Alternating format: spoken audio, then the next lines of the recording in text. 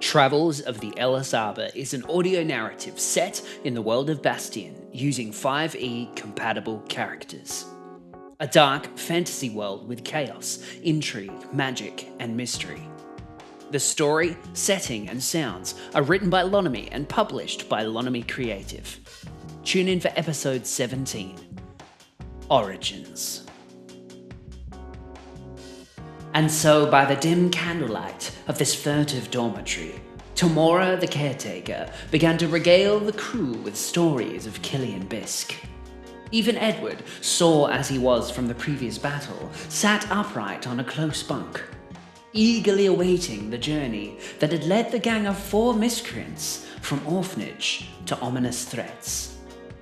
As it turned out, Killian was not the first of the band to grace Tamora's keeping. One cold night, Arvel was the first to be led to the doors of the orphanage. The unwanted son of a rich household, who was said to bring bad fortune to those he kept company with. Tamora spoke of his feverish, unsocial behavior. He would often steal from the other children, keeping a locked box under his pillow in fear that people would discover his treasures. After about a year in her keeping, Tamora took in the brothers, Mercurial and Maldersby. They, unlike Arvel, did not come from riches. Their family had been lost to conflicts in the far north, stemming from territory disputes involving the grand houses of Northreach.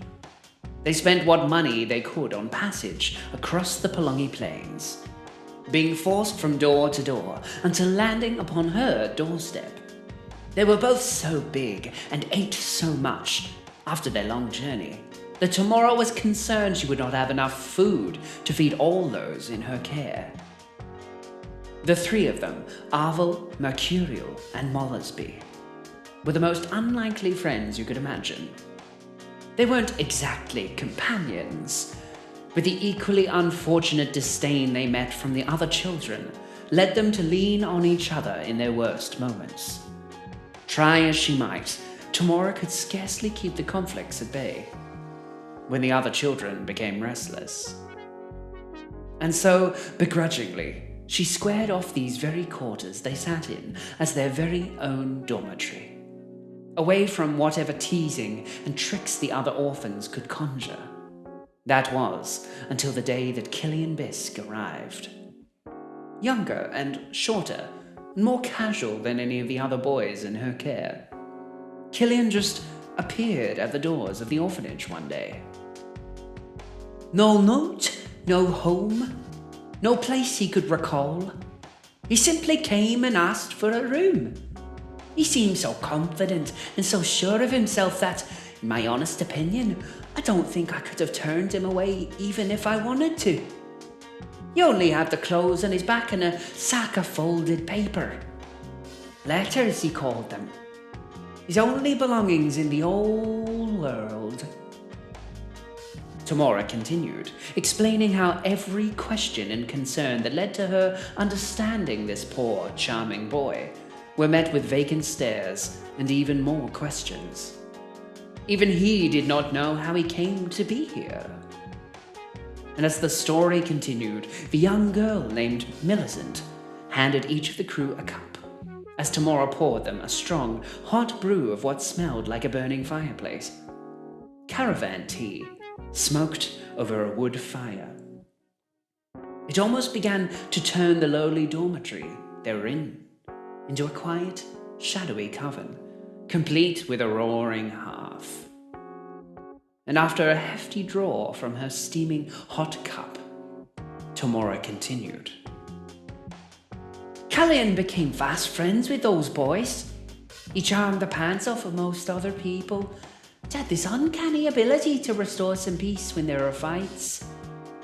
He wasn't very big, so he couldn't hold his own in a brawl. But he did have those brothers to help him, though. Their hands were like giant sacks of potatoes. Few run-ins with the guards, and they could pretty much end most disagreements with a kick or 2. She chuckled heartily, as if recalling some past street-side brawl that the young orphans had caused. As she took a deep breath Her eyes turned to a vacant, longing stare, as if something had turned her attention. She gazed toward the nearest bed, brushing the side table of dust, and delicately touched Killian's nameplate. And then, one night they just up and left. They stole a few loaves of bread, a handful of bottles of wine from my cellar, a pocket of silver, and slipped into the tunnel entrance. It was so unusual. They were happy and content.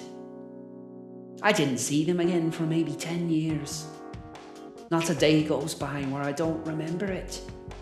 It was cold, rainy. There'd been many storms for almost a month. The deluge was almost too much for these rooftops to bear. And then I saw them, wandering down the road like some gallant heroes, still in rags, of course. Her mind wandered once more, drawing her cup under her nose and breathing in its vibrant perfume. They wandered all the way until they reached the western end of the road. I followed them. There's an old cathedral, hasn't seen any prayers or mass in decades. It was there when Farreach was just the home for the elves. The whole grave seemed to be a quiet, reverent place. Folk around the square were talking about the four boys as if they just strolled in out of the rain. I don't know whether I believe the tales. As her hands sunk into her lap, she spoke on the moment that Killian became what he is today. According to those that were nearby, Killian thrust open the doors of the cathedral, dust and splinters carrying far into the stormy breeze. As he stepped into the deepest part, his fellows not far behind his heel, the storm seemed to groan and roil as the winds picked up again. That was until a light began to shine through the dappled windows. A red beam of energy seemed to course through the heart of the cathedral. The very threshold of the doors seemed to bend and creak, holding just long enough until finally the vibrant light subsided. As the four of them exited the cathedral, the rain in the nearby streets seemed to thin.